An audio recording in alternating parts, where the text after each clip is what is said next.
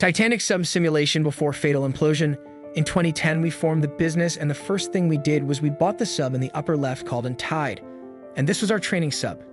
It had been a tourist sub in the South Island, New Zealand. We used that to take everyone from journalists to venture capitalists to lay people to Macklemore, you name it. Please boop the like and subscribe button to help support the video. We took him in the sub to try to figure out, okay, what is the business model here? We thought that there was this opportunity, there was this need for people to go in the ocean. There were researchers who wanted to go in the ocean. Robots, autonomous vehicles had their place, but there was a spot for humans to go down there more so even than there's a reason for humans to go to space. We went around, and then in 2015 we launched the Cyclops project, which generated the minimum viable prototype on the lower left, which I strongly recommend, as would most folks. We just got it out there to figure out what we could do. It can only go to 1,600 feet. Titanic is 12,500 feet deep.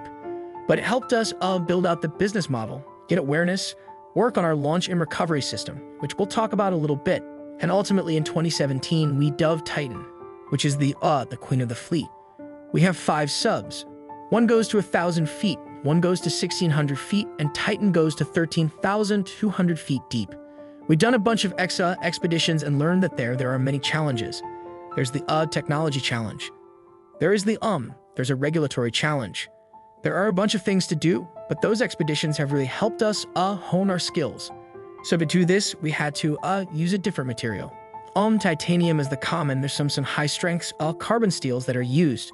I think the Russians use those. But titanium, let's put it this way, carbon fiber is 3 times better on a strength buoyancy basis than titanium and underwater. That's what you care about. It's not strength to weight, it's strength buoyancy. One of the things that I think a lot of people appreciate is if you're not breaking things, you're not innovating. If you're operating within a known environment. As most submersible manufacturers do, they don't break things. Woods Hole does a lot of autonomous things. They have a whole wall of stuff they've broken to me.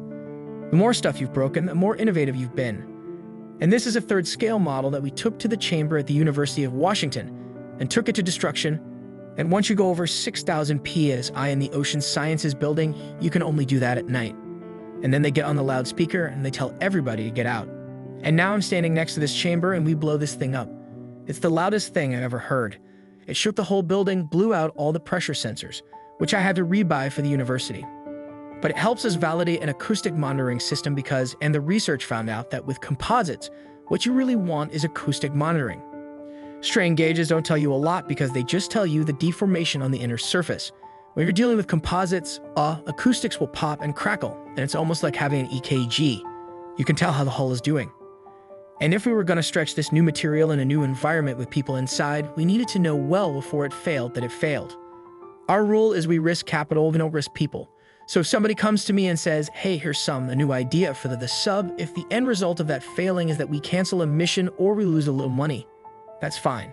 If somebody gets hurt, then we go and find out a different approach. And with the acoustic monitoring system, we can tell if the hull has had some problem over time. Maybe it was run into by a forklift, and we didn't know it or dropped in its transport on its way to the East Coast. Because the pressure and temperature at 1,000 meters and 2,000 meters and 3,000 meters is always the same. And so if it's making noises at that depth that it didn't make on the last dive, then we can stop the dive. We can go up and we can find out what might have happened in one hull.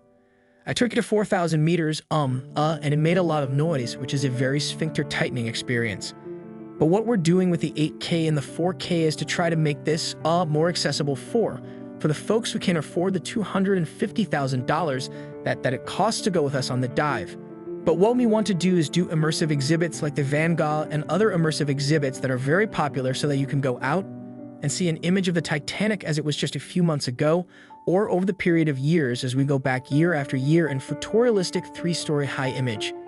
If you would like to be featured in one of our videos, please leave a comment below if you would like to request something you would like to see and be mentioned.